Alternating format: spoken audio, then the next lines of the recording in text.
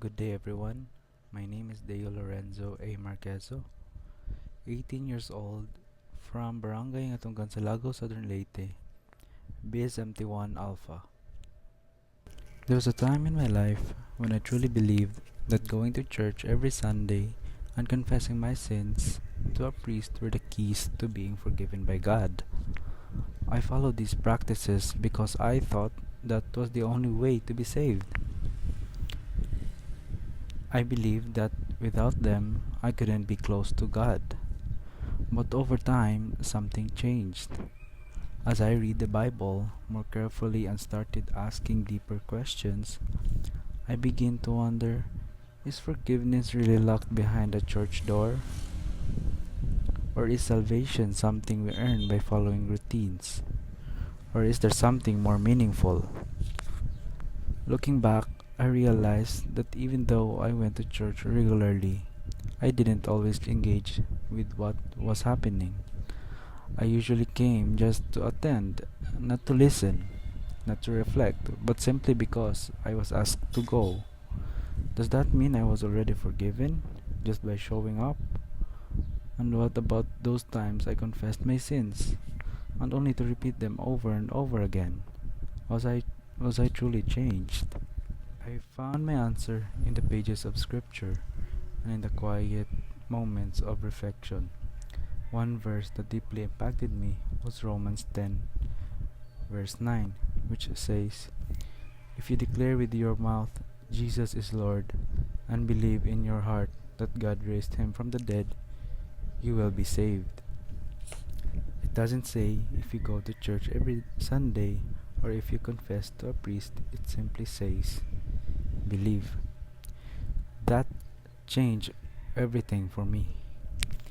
Then I realized that what matters most is not where you are or what rituals you follow, but the conditions of your heart.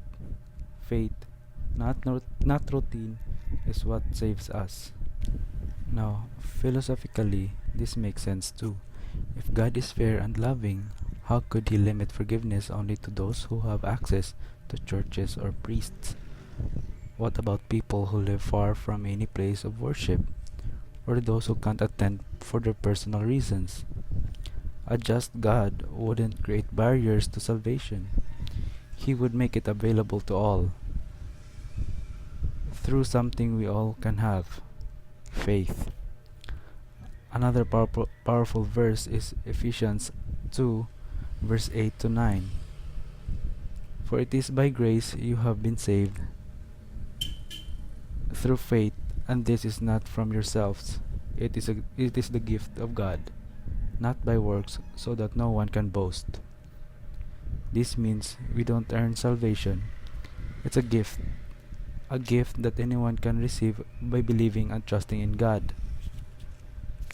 Now, I'm not saying church and confessions are bad. They can be helpful. They can bring community, guidance, and healing. But I no longer believe they are the only way or the most important way to be forgiven.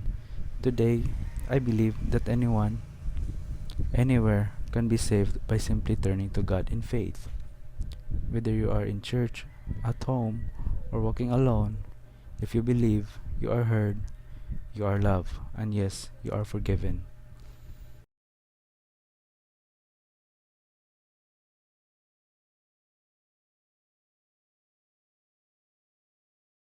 I believe that the death penalty should be legalized, but only for those who commit extremely serious crimes, such as murder or the killing of innocent people. When someone intentionally takes the life of another, especially without justification or in a cruel or inhumane way, they have committed a grave offense not just against the victim, but against society as a whole. In such cases, I believe the death penalty can serve as a form of justice. According to moral law, especially the idea of retributive justice, an eye for an eye, a person who takes a life should face a punishment equal to the harm they caused. This is not about revenge, but about restoring moral balance. If someone destroys another person's life with full intention and no remorse, then the state has a duty to protect society and uphold justice by punishing that offender in a way that reflects the seriousness of the crime. The death penalty can also serve as a warning to others when people see the serious crimes, like murder, lead to the most severe consequences. They may think twice before committing such acts. It creates a strong message that our society does not tolerate the destruction of innocent lives. In this way, the death penalty may help deter future crimes and protect potential victims. Moral laws also emphasize the importance of upholding human dignity. Some argue that taking the life of a criminal is inhumane, but we must also consider the dignity and rights of the victims. If we value human life, we must show that taking innocent life has serious consequences. Ignoring such crimes or giving only light punishment would send them wrong message that innocent life is not fully protected. However, the death penalty must be used with extreme caution. It should only apply to clear and proven cases with strong evidence and a fair trial. It should never be used for minor crimes or based on bias, anger, or emotional judgment. Moral law also demands that we treat all people equally and fairly under the law.